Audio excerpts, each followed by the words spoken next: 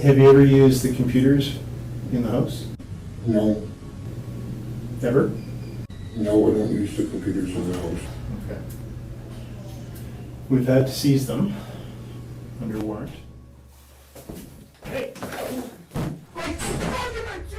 Number 1. A masked murderer. Curtis Sagmoen's interrogation was a critical turning point in the investigation into the violent and mysterious incidents that took place on his family's farm in Salmon Arm. The incidents involved an escort who had responded to a Craigslist inquiry for intimate companionship. Upon arriving at the farm, she encountered a masked man armed with a shotgun, and in her panic, she fled, leading to a car crash. The police found shell fragments in the car's tires, indicating that the masked man had fired at her. The incident sparked an intense investigation that led to Curtis Sagmoen being brought in for questioning. The interrogation took place in a small, dimly lit room at the police station, with detectives determined to get to the truth behind the chilling events that had transpired. Curtis, a man in his early 30s, appeared tense and uneasy from the start. His body language betrayed a level of discomfort, and he frequently glanced around the room, avoiding direct eye contact with the investigators. Is that I think you have a history with inviting escorts up there to that property. The detectives began the interrogation by establishing Curtis' identity and background. They probed into his family life, his upbringing, and his association with the farm where the incident had occurred. Curtis appeared cooperative initially, answering the questions calmly, albeit with a tinge of nervousness in his voice. As the questioning progressed to the details of the incident, Curtis's demeanor changed. He became more guarded and evasive, choosing his words carefully and providing vague responses to specific inquiries. The detectives observed this change and decided to press further, hoping to uncover any inconsistencies or gaps in his story. History of you contacting on the phone. The only thing I don't know is what caused you to do that. I mean, we'll have to rely on the evidence, but the evidence won't tell us what was going on in your mind. Like when we analyze your phone, it'll show us evidence, but it's not going to tell us what was going on in your mind at the time. If there's any incident that happened or what caused this to occur. The only place I can get that from is you. And I'm going to bed. Mm-hmm. I mean, at the end of the day here, we're not investigating murder, okay? That's not what we're investigating. Don't tell me that was my friend. This escort is fine. She wasn't shot. She was a little scared, but she's not dead. I haven't discharged the firearm. Mm-hmm. I haven't, so. Okay.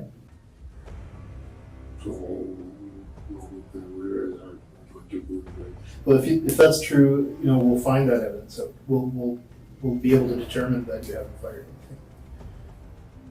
Just get my mom back home. Mm-hmm.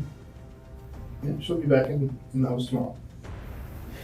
Is there any evidence of anyone else, like any other escorts, that we're going to find out similar information? Have you threatened anyone? I haven't threatened. Okay. Do I look like a piece of shit to you? Well, you don't. So that's what I'm trying to get to the bottom of here. Like, I'll be honest, Curtis, I don't sit this long with too many people, but you seem like a decent guy. You really don't have any criminal record. I think you're probably charged with fraud or something years ago, and that went away. You're never convicted of it. So you have no criminal record. You really don't have that much history with us. You have some in Richmond House, but it's not that bad. So I'm trying to keep to myself. Mm-hmm. I believe you. But something happened somewhere. I've never seen that girl in my life, so. Okay. So who would be inviting escorts up to that property? That specific property? Like, who else would do that? I need to lay down.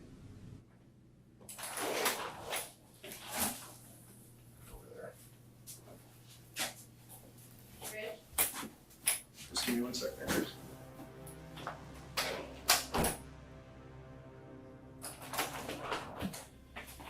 So Chris, I just need a quick second there. My colleagues just come back from the scene, so just give me 2 seconds and I'll be right back, okay? Curtis's agitation began to surface when the investigators presented him with evidence that linked him to the Craigslist ad the escort had responded to. He denied any knowledge of the ad, but the detectives had already retrieved data from his phone, which painted a different picture. This revelation seemed to rattle Curtis, and he attempted to justify his actions by claiming he had merely viewed the ad in the past, without recognizing it during the interrogation. Nearby. And I know that you... Oh my God, so it's obviously bone fingers pointing at me then, right? Well, there's a few things going on, Yeah. Curtis. Like, you do have a history of... What? It's called like maybe four escorts in my life, so that's a fucking history. Okay, well, thank you for telling me that. Right, 5 minutes ago, you were denying having any history. right, no, I didn't, like, we talked, So that's what we're trying to figure out here, Curtis. We're trying to figure out if you're guilty of this. You know, like... we're trying to figure I haven't called any escorts to my fucking house, okay? Or met anyone here for a few fucking years, okay?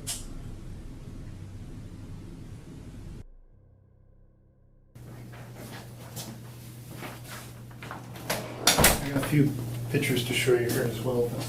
But I wanted to show you this ad. Do you recognize that ad? No?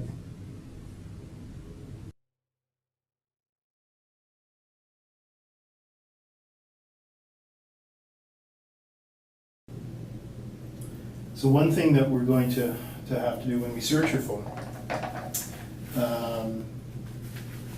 we're going to look for any type of application that you may have used that would alter the appearance of a phone number, that kind of thing.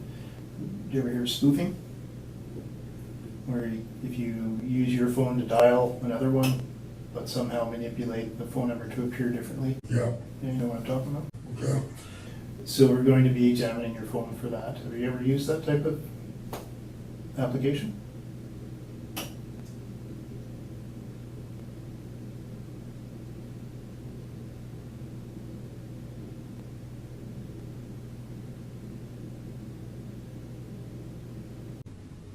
I don't take the lawyer's advice. Okay. I'm just tired right now. Mm-hmm. I understand that. I think you have used one of those applications.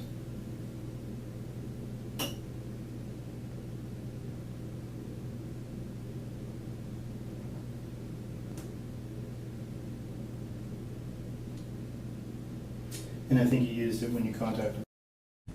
I've never threatened anybody and I've been fired or fired. Okay.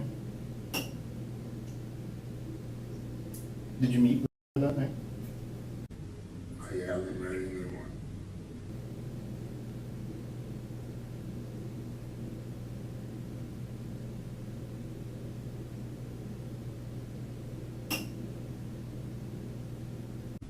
He's had me around going on for I don't know how long. I don't even know what we talked about it like now, a half hour ago. Well, we discussed Like, your... I asked, like, I get fucking rest first here, okay? I'm tired of bag. Mhm. I wanna go to bed. Mhm.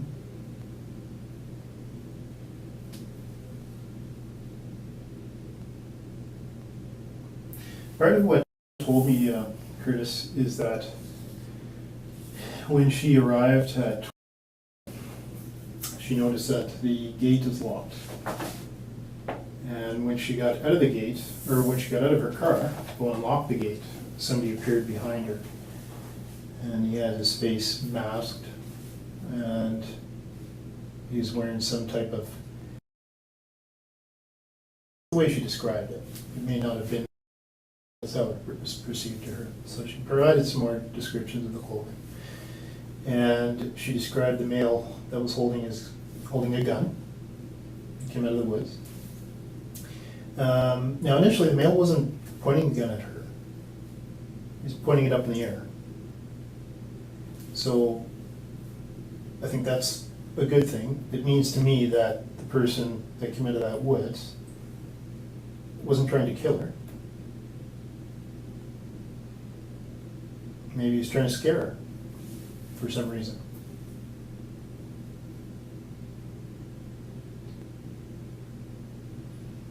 And so that's kind of the reason what I'm trying to figure out is why would that happen in the first place? Why would someone come out of the woods to try and scare an escort? I mean, let's call a spade a spade. This girl's obviously an escort. She's coming up to some place that she doesn't really know, and she's going down some dirt driveway. I think a lot of people with common sense may even predict something like that happened. But for whatever reason, the male wasn't shooting at her, he wasn't pointing the gun at her, he was just holding it up in the air. So it means that the person has a conscience. It just means that, to me, something happened to cause that male to do that. And that's what I want to figure out. I know that there's been several escorts that came up to that property. They claim to have been directed up there.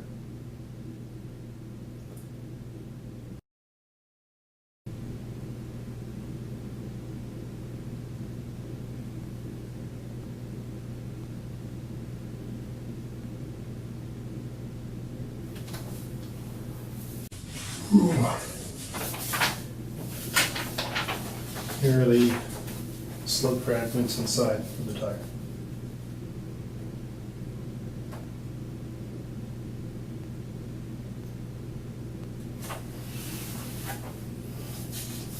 So it means to me that at some point a firearm was discharged. And through canvassing some of the local residents, they heard a firearm being discharged. People that live on that road. Mm.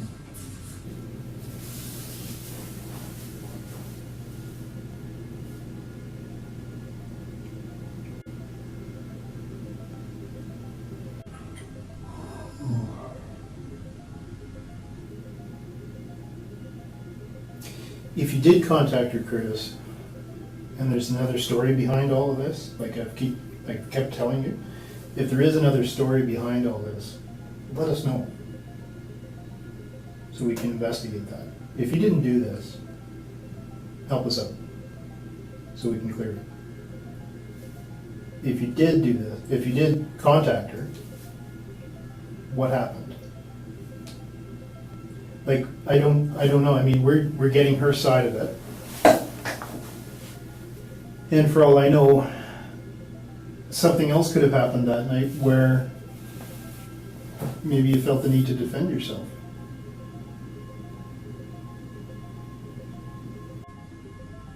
I understand that pointing the gun at someone, yeah. Bullshit.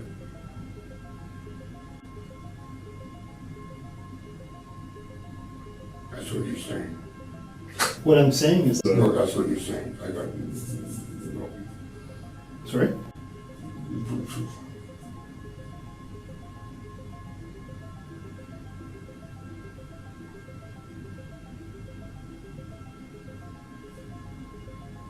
I'm going to bed. What it is that I'm I'll saying do it. is that I think you have a history with inviting escorts up there to that property. I think that you have a history in being with escorts, and one of which you got into a physical altercation with, or at least that was the accusation. You had more recent experience with an escort who was trying to extort you for your truck. She claimed that the bill wasn't paid and she was going to steal your truck. And that's when we got involved, the police. And We investigated that.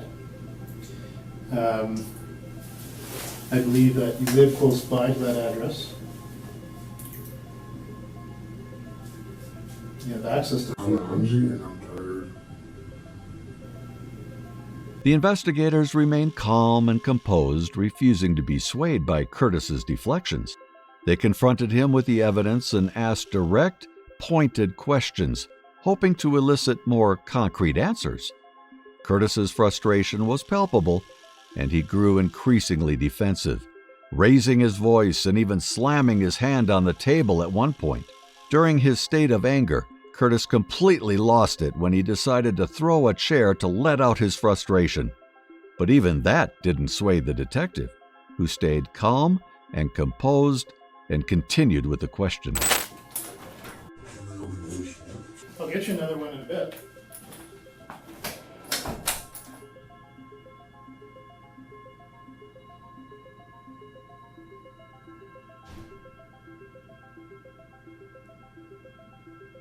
Okay.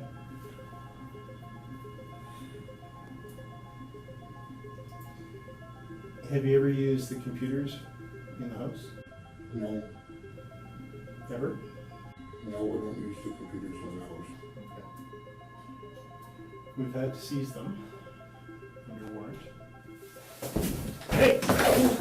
Like, fucking, I just did like nothing in the house! Sit! Like, fuck! What about my mom?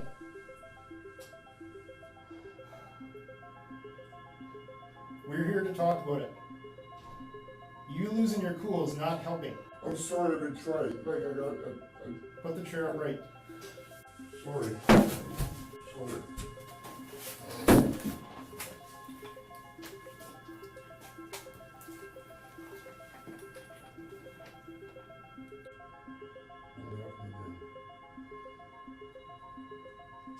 Curtis, you're upset right now because of one night in jail. Are you aware of the sentencing for a firearms offense? We're taking this really seriously. The minimum sentence for a firearms offense is 4 years in jail. Do you realize? The detectives recognized the significance of this moment. Curtis's anger and agitation hinted at underlying emotions that he was struggling to suppress. It suggested that he might be hiding something or trying to protect himself from further scrutiny. The detectives skillfully navigated the heated exchange, using a combination of empathy and assertiveness to keep the interrogation on track. How are you going to react if you have to go to jail?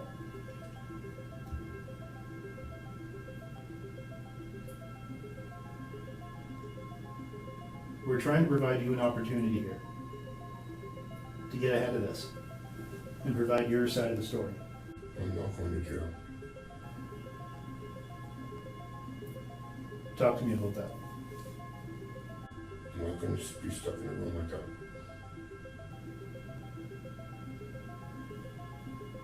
Well, talk to me.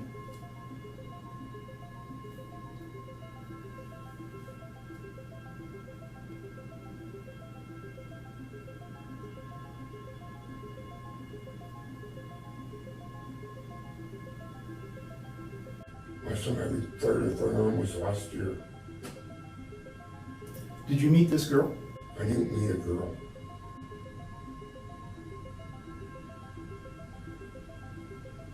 I do not meet a girl. Did you text her? Truthfully, did you text her? Yes or no?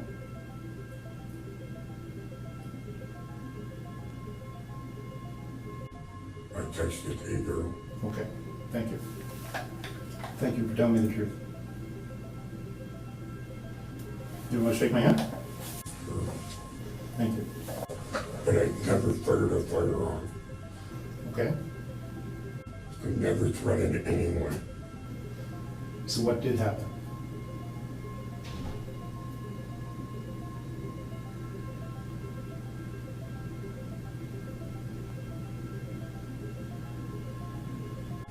Passed out. As usual. Throughout the session, Curtis's credibility came into question. His vague responses, inconsistent statements, and emotional outbursts cast doubt on the veracity of his claims of innocence. The detectives maintained their focus on uncovering the truth, and their determination only intensified as Curtis's demeanor became more erratic. This fucking great story of my fucking life. Can I go back to my room? You don't want to talk about this girl anymore? I don't want to talk about fucking anything anymore. Why, just because of your phone? You can't. I can't get to work. I got sitting there, I'm supposed to go to fucking work. Without a fucking phone, how am I get to get the phone call to go to work? Can they call your mom's place? Like, no, like, fuck. And I was gonna go back to my room. There, I told you what you wanted to know. Told you I was fucking embarrassing. Now you keep wanting more, like, no. All what I want to know. I want to know No, like, the whole story. What happened? this whole story of what happened. About what? Like, This girl you just, like, Chris, go back to my room, please.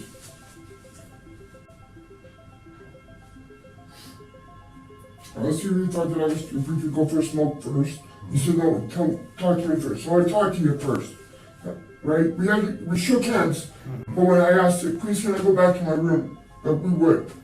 But what was it we were Right? Hi, Curtis. Sorry to interrupt. It's good. I'm Corporal Kovacs. I work with Rich. Can you give me a couple minutes to talk to you guys? No, Just a couple? no. Because I've been watching what's been going on here, and so I watched in another room, okay? So, So yeah, now you two No, are hold both on. gonna have a good laugh at it. no, not at all. Yeah, fucking just great things. Curtis, I've heard a lot worse, okay? What I heard today, that I'm not laughing about anything, okay? I understand you live in a rural area. You don't have a lot of people around I you. don't even have a fucking vehicle. So it makes you very limited on what you can do Right. out there. The reason I don't have a fucking vehicle is because I'm trying to fucking help you guys out. And I got a fucking vehicle fucking inspection because I've been working on my fucking truck. I was missing 3 lug nuts. 3 fucking lug nuts, and I was on my way to work to pick them up. And my vehicle is still up on fucking jack stands because I can't afford to fix it. Okay. And I was being nothing but cooperative with you guys. I turn around, I get that. You know?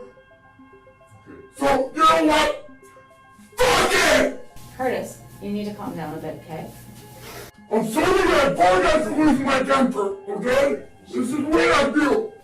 I understand you. No, I don't. This is it. No. Okay, Curtis, I can understand why you're upset right now. Upset? Yeah. Okay? Yeah, I'm not even upset yet. We need to calm down then.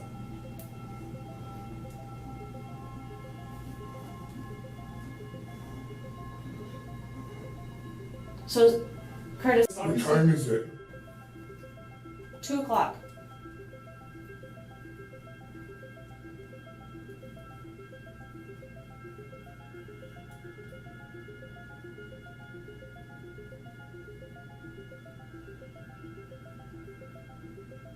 Curtis, I appreciate you being honest with Richard here, okay? It takes a lot to talk about this type of stuff, okay? Because it's private stuff. It's your personal stuff. I get it. But a lot's been happening out in that area. Okay? You've been texting these girls. You've obviously I'm been, going in my room. just hear me out. No.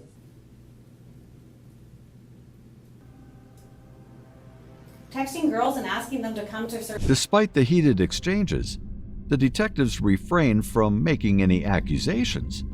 He understood the importance of maintaining a neutral stance and avoiding any premature judgments.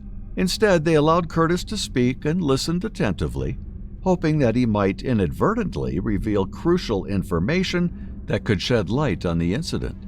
The interrogation ended with Curtis's emotions still running high. He left the room visibly shaken, leaving the detectives with much to analyze and consider. The evidence collected during the interrogation, coupled with the information gathered from other sources, would be critical in determining the next steps in the investigation. Curtis Sagmoen was convicted on February 11, 2020, of assault causing bodily harm after running over a sex trade worker with a quad on his family's property on Salmon River Road. In December 2019, he was also found guilty of disguising his face with intent to commit an indictable offense, using a firearm during an offense, and possession of methamphetamine. While some heated moments are the result of the criminal losing his cool, some are orchestrated by detectives to rattle the suspect and get a confession. Let's take a look at Stephen's interrogation. Number 2. A law student turned murderer. Stephen McDaniel was brought in for interrogation in connection with the murder of his neighbor, Lauren Giddings. Lauren, a law student, was found dismembered in her apartment, and the gruesome crime sent shockwaves throughout the community. As the investigation progressed, suspicion fell upon McDaniel, who was a fellow law student and knew the victim well. Doing the lectures that they have in the mornings, she was doing the Kaplan online, so I hardly ever saw her. I mean, I would see her like go out running, but I mean, what time would she go out running? I don't even know when. Was it at night or morning? I saw her like midday a couple weeks ago. I mean, that was the last. Several factors led law enforcement to consider him a suspect, especially due to his peculiar behavior after the discovery of Lauren's body and the presence of incriminating evidence at his apartment. The interrogation aimed to shed light on McDaniel's potential involvement in the heinous crime and gather critical information to build a case against him. As a law student, McDaniel attempted to utilize his knowledge of legal matters to evade providing further information to the police. However, this strategy only raised more red flags, leaving investigators unsettled. In stark contrast to his confident demeanor during the first interview when police questioned him at his house, I just heard something. Maybe I could have helped. Okay, don't worry. Stephen's behavior now seemed guarded and uneasy. Detectives recognized the significant shift and saw it as a potential sign of deception. His reluctance to offer more than one-word answers and his rigid body language intensified their suspicions. Patterson, right? Yes. Do you remember? Put your hands up here. You remember us talking earlier tonight? Right? Yes. You remember me earlier in the day? Yes. When we came down here and talked a little bit and then we left? Yes. Okay. I need to know about this girl right here. You know her? Yes. Who is that? Lauren Giddings. Does she live next door to you? Yes. When's the last time you seen her? 2 or 3 weeks ago. Okay. Was you friends with Lauren? Yes. Look at me when you talk to me, son. Okay? Was you friends with her? Yes. Close friends? We were good. I mean, y'all were friends, right? Both of Yes. y'all are law students. You're studying to be an attorney, right? Yes. What kind of law do you want to go into? Criminal law? Yes. Civil? Is that what you want to do for a living? Yes. Okay. Okay. So you don't have too much more to do, right? No. All right. Are you going to stay here in Macon? I don't know. Did you used to work at the district attorney's office in Macon? Yes. Was you on the prosecutor side or the defense side? Prosecutor. So you were on our side. Yes. You lived next to Lauren for a long time? Yes. Okay. Do you know where she's at tonight? No. No. Have you ever seen her with that dress on? No. I don't know. Do you even care that no one can find her? Yes. I mean, I don't know, do you? Yes. The detectives delved deeper into Stephen's life, questioning him about his relationship with Lauren and their shared experiences as law students. They even mentioned his past employment at the district attorney's office, trying to gauge his reactions and emotions. However, Stephen remained stoic and evasive, refusing to show any signs of guilt or remorse. Cars, right? Right. Well, why would everybody you went to school with for the last 3 and 4 years said that you own another car other than that Geo Prism? Everybody I've talked to, all your friends you were in school with, people that you worked at the district attorney's office with said you have other cars other than that car. And you're gonna sit here today and tell me you don't have another car? I don't. Well, where's it at? I don't have one. You never had another car besides that Geo Prism.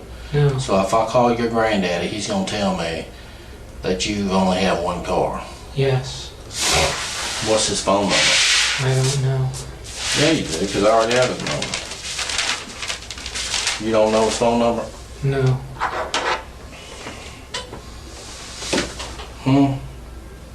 I mean, you seriously can't help us out. His number is in my cell phone That's a start. Where's your cell phone? at the apartment. In your apartment? What's up with the pair of underwear that was in your apartment? That I was don't like a know. mask. It was cut out like a mask. You cut underwear out to look like a mask? No. What do you think happened to her? I think someone took her. When confronted about the possibility of having another car, Stephen denied it despite multiple witnesses claiming otherwise. This only strengthened the investigators' belief that he was withholding crucial information. They further questioned him about a pair of underwear and a mask-like object found in his apartment, but Stephen vehemently denied any knowledge of them. Down in the trash can next to the apartments. Yes. You do know that. And it's a female, white female's body. Right there. Right next to y'all's apartment. Feet from her apartment. We don't know 100% sure it's Lauren. But we're pretty confident it is. I mean, who would do something to somebody and throw them in a trash can? I don't know. I'm asking for your advice or your observation. Who in your complex would do something like that? You live over there for 3 years. Tonight's the first night I think I've ever been over there. Of all your knowledge of going through law school and all that, who in that complex do I need to talk to? I don't know. The detectives also brought up the discovery of a body near their apartment complex, insinuating that it might be Lauren's remains. Stephen, however, stuck to his initial claim that he believes someone had taken her, refusing to speculate on the matter. This lack of empathy or emotional response raised even more suspicions about his possible involvement. Let me tell them, because you're all over the news. You sure stood out there and ran your mouth to the news media, but now you're going to get out here and you don't know. I am being honest. Stephen, it just doesn't feel like it, buddy.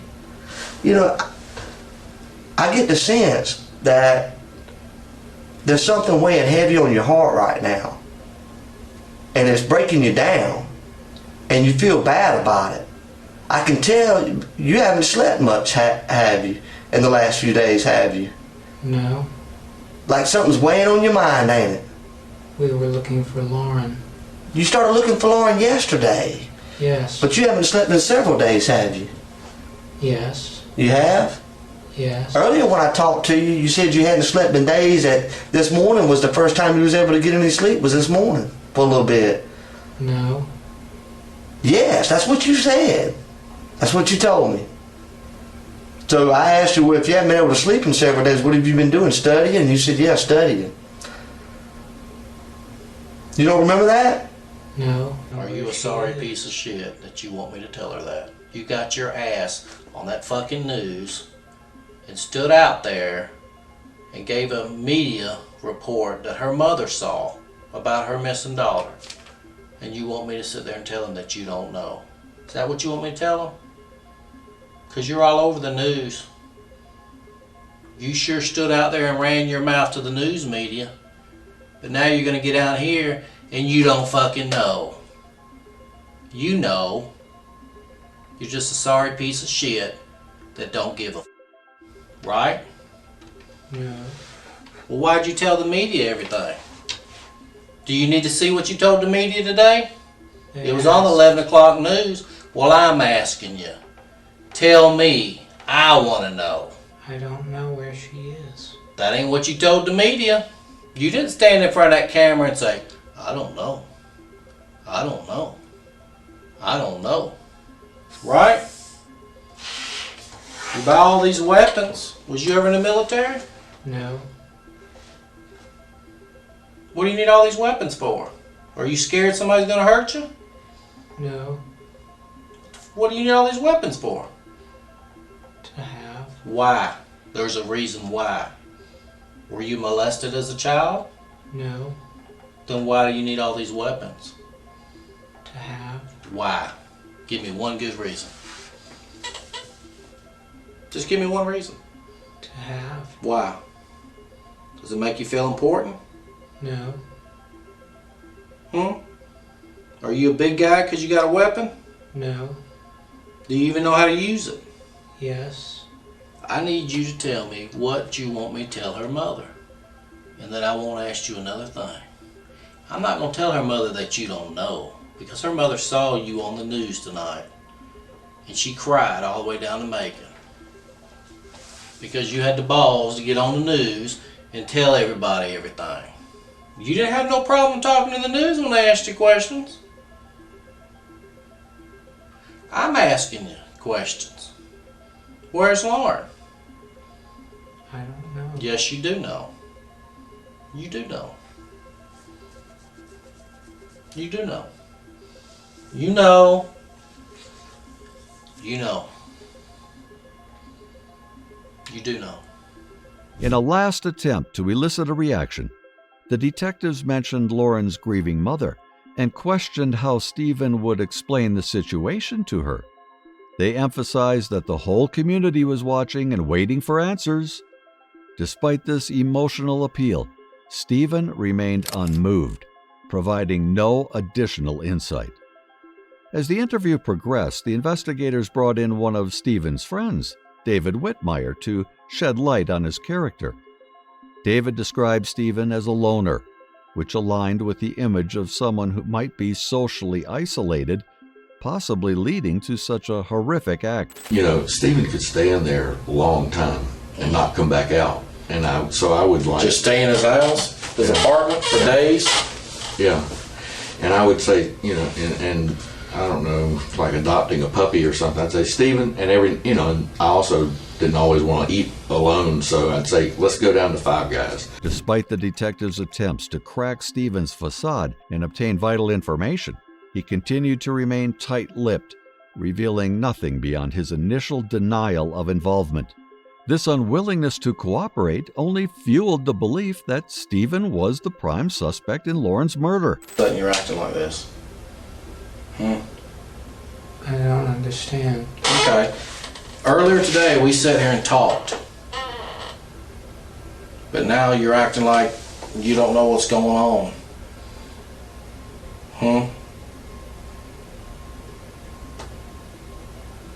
I mean, did something happen or something to you? I mean, why are you shutting down? Why are you not talking to me? I don't know. You don't know? Are you scared? No. I mean, you're not scared, are you? No. Why are you lying, Stephen? I'm not lying. Yes, you are lying. How long are you going to continue to do it? She's got a mother and a father and a family out there that is sick over everything. Where's that little girl, Stephen?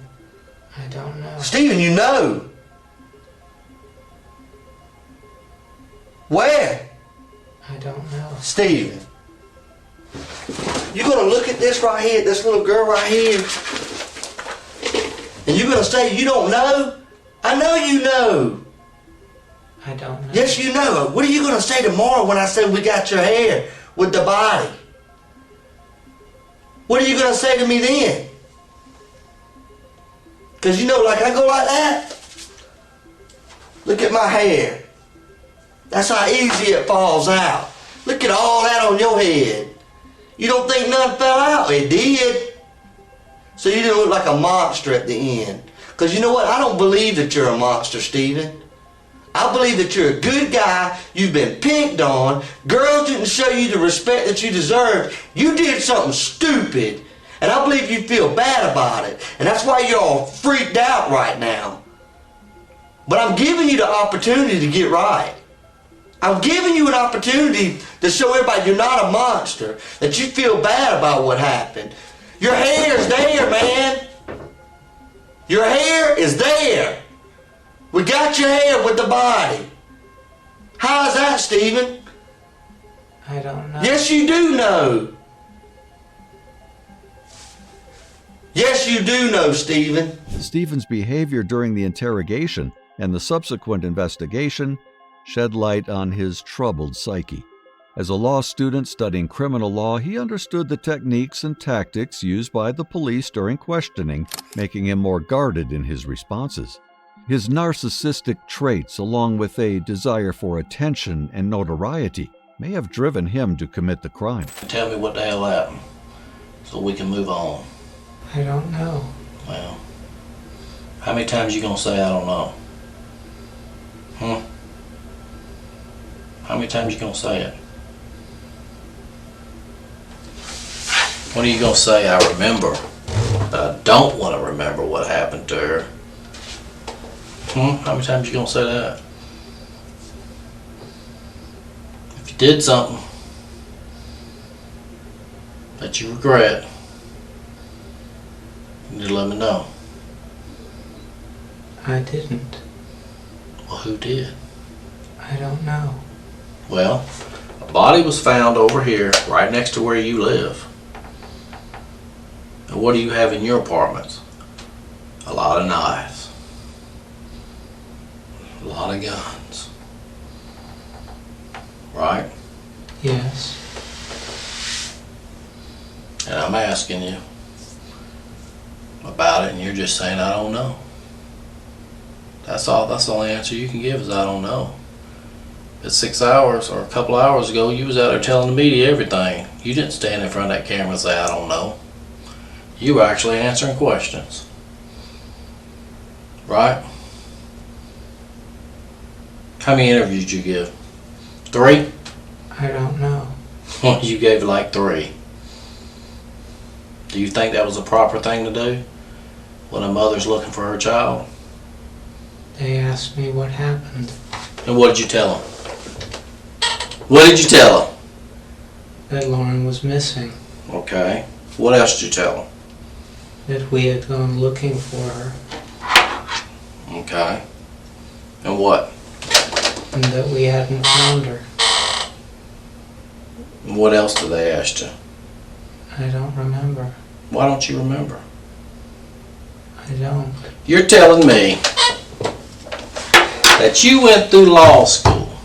Well, you went through college first, right? Did you graduate from college? Yes. And now you're in law school. Did you graduate from law school? Yes. But you don't fucking remember what they asked you this afternoon? No. Huh? I just don't fucking believe that shit. Folks ain't back yet. Prior to Lauren's murder, Stephen had a disturbing history. He often discussed hypothetical scenarios of committing the perfect murder with others, showing a morbid fascination with death and violence. His online posts hinted at a desensitization to gore and torture, raising concerns about his mental state. No, I don't. So your grandfather's a liar. Is that what you're saying? You're calling your grandfather a liar. I just talked to him. And he said you own another car. I don't. Stephen, we're telling way too many lies in here. So you're telling me they're lying? You're willing to tell me that you're a virgin and that you told me you jack off the porn on the internet but you don't want to admit to having another car. That makes me think you got something to hide, Stephen. That concerns me. You tell me things that most people wouldn't tell somebody else, but yet you lie about something simple. Why are you about trying to having hide another that you car. have another car? What's the big deal? I don't have I got 3 cars. You do. You do. No, I don't. It's not at your What house. happened to it? I've never had another car. That's the only car you ever had in Macon. Yes. Okay, let me go talk to him again, because that's not what he's saying. You knew that there was blood in that apartment. No. Yes, you did, Stephen. Yes, you did. There's blood in your apartment, Stephen. That's right. There's blood in your apartment. Stephen, this is hard, buddy. I know this is hard. And I can tell it's on you. You want to let it go. There's blood in your apartment, Stephen. You didn't get it all up.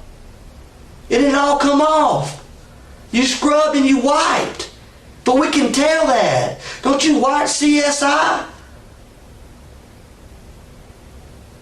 Yeah, we know it. During the interrogation, Stephen displayed a remarkable ability to avoid giving any incriminating information, using vague responses like, "I don't know," to deflect questions. Because if I hadn't done anything, I'd say, nope, there's no way. But you say you don't know. Why is that? Why do you say you don't know? Is there a chance that maybe something's there? No. Why did you say you don't know? Because I don't know. Because you're worried about something? Maybe something that happened, that maybe something got mixed up with something and you're worried about that? No. Then why do you say I don't know? Because I don't know. How would you not know? I was talking to people that he works with and everything. They talk about how he's always expresses himself. But he don't know. He's very talkative. Stephen, they say you're so talkative, buddy, that you're always so friendly. You stop in and say hello, and you talk. Why is it that you're acting so short with us tonight? If you have all this character and personality about you, why is it that everything that we get from you is yes, no, or I don't know? I don't know. In hindsight, it appears that Stephen had contemplated the possibility of using insanity or lack of capacity as defense, given his detailed musings about post-crime behavior and memory loss.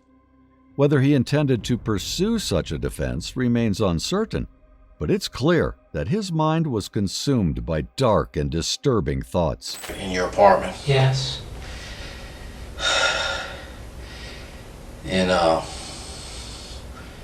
did anybody see you? Did you talk to anybody over the weekend? Were you on your computer all weekend? Is there anything I can look at that I can say he couldn't be involved because he was on the computer, or he was online on a porn site, or he was online doing college work, or anything that would exclude you as being involved altogether? I mean, did anybody see you this weekend at the house? Did you go out to get a newspaper? Did you wave to a neighbor, or you just locked yourself in all week? Yes. Nobody saw you? No. I mean, what do you just stay in the house all day? Yes. I mean, what do you do all day in the house? Play video games. By yourself? Yes. You never talk to anybody on the phone or anything? If they call me. Well, who calls you? Parents. I mean, you've always done that your whole life? You don't have no friends? I have How can you go your whole life without a friend? I have friends. Where they at?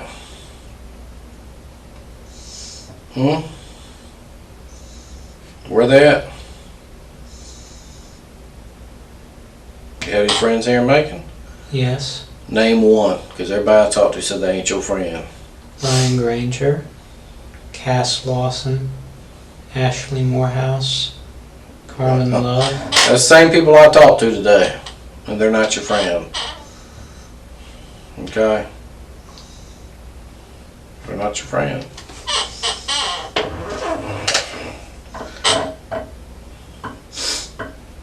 I mean, it's all over anyways. I just wanted to know what was going on tonight. The game's over. I mean, we know what you did to her, so we just want to know if you were going to tell us or not. I didn't do anything. Well, that's what you say. But we know different. So you're fucked either way. You're fucked. We already know. And everybody out there, all your friends know that you're down here because of what happened to Lauren. So all those friends that you thought you had are not your friends anymore.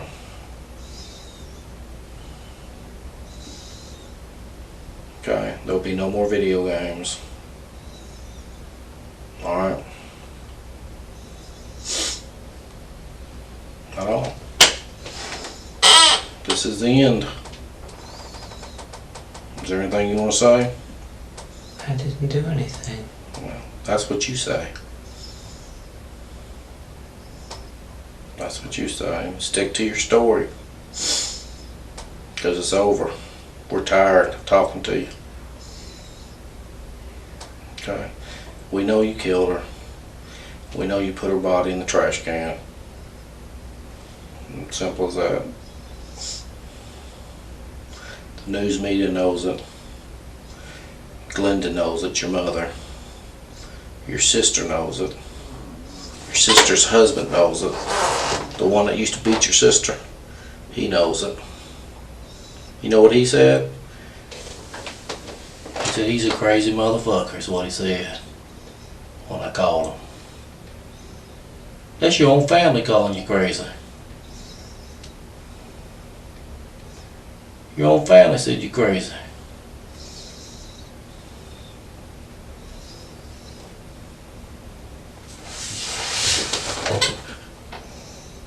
Nobody wants to see you. Nobody's coming to visit you. So you can sit there with that dumb look on your face. But it's over. You enjoyed yourself and it's all over now. Okay? Anything you want to say? I don't know. I didn't do anything. Well, that's what you say. But I'm telling you, you did. Okay? Simple as that. You're not in charge, I am. I just took it away from you. That's one thing you can't change, brother. You can't change that. You are no longer in charge of anything.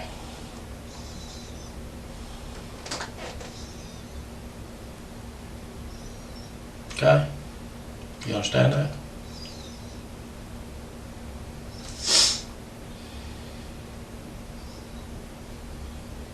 Yeah. Talk to Glenda. She's crying.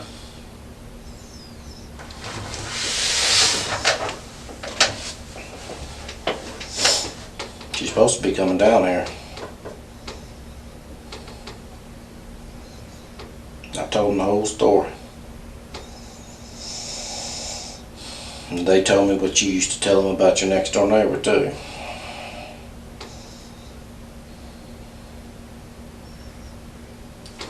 Yeah. What, you can't say nothing now? You're speechless? Hmm? Yeah, she should be here in a little bit. I promised her I'd let her see you and the kids. I don't know if she's bringing them all or not before you go on down. Alright? Okay? I didn't do anything. Doesn't matter what you think you did. Doesn't matter, it's what I can prove. Okay? Okay, Mr. Smarty Pants? Promised her I'd let her see you. So I'm waiting on them to get down here. Alright?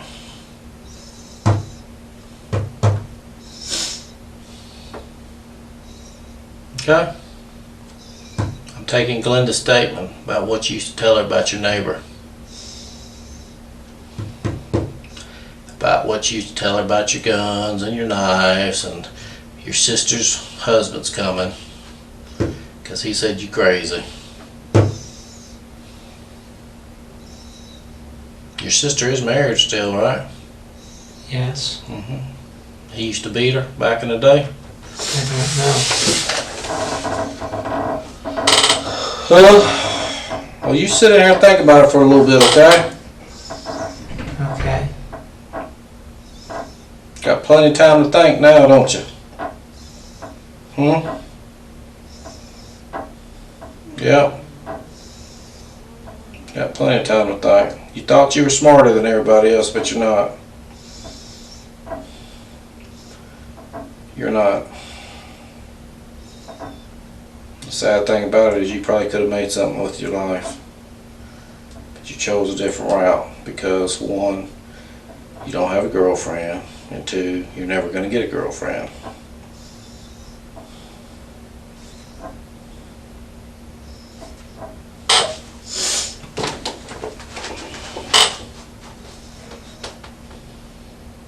I'm listening. I'm all ears. I don't know what you want me to say. I don't want you to say nothing. You're fucked either way.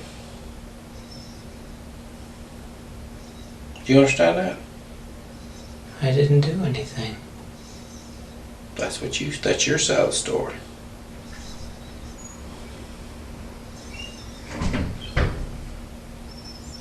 That's your side of the story.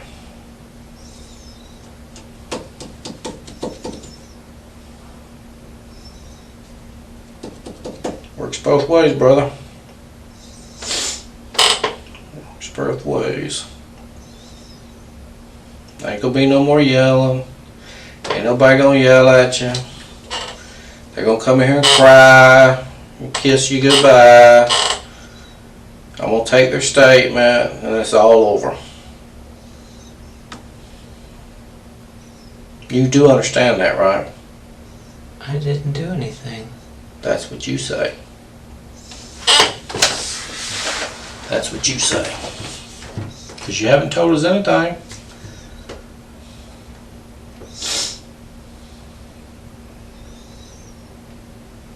Do you realize what I'm telling you?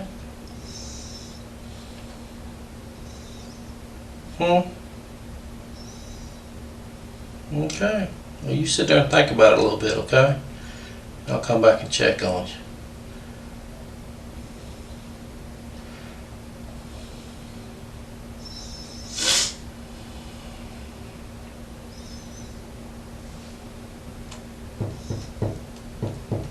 Thought you were smarter than everybody.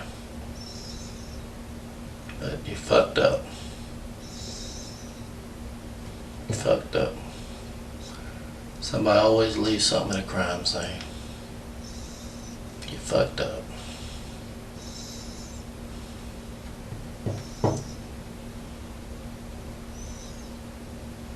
You fucked it up. First, I didn't really believe you had anything to do with it.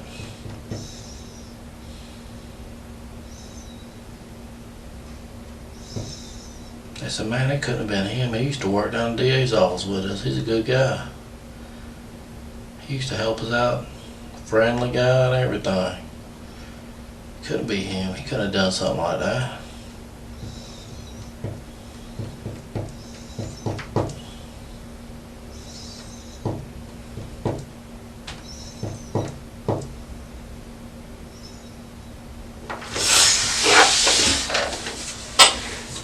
But we're through talking to you. Just waiting for them to come visit you. Are you through with your little show you've been putting on all day? Huh? Are you through?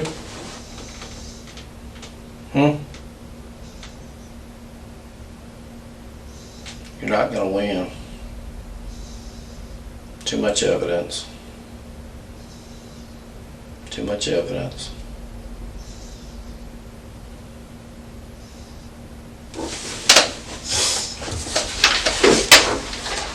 Too much. Appreciate you talking to me though. Just hang tight. Look, Linda will be down here in a minute. I'll usually take her to drive down the interstate. I don't know. Hang tight, okay? Searchers of Stephen's apartment unearthed damning evidence. A key to Lauren's apartment without her knowledge, a master key to the whole complex, and a flash drive filled with hundreds of her pictures, as well as evidence of him stalking her online. Additionally, a horrifying video showed Stephen secretly recording Lauren from outside her window. In his plea deal, Stephen finally admitted to the murder. He confessed to entering Lauren's apartment with the master key, strangling her as she slept, and later dismembering her body. The timing of the murder coincided with Lauren's plans to move away, possibly triggering Stephen's violent act. Despite Stephen's attempts to create the illusion of a perfect murder, evidence such as a bloody hacksaw and DNA linking him to the crime proved otherwise. He received life imprisonment for the murder and faced charges related to child exploitation as well. If you want to watch more of these shocking interrogations, please subscribe to the channel.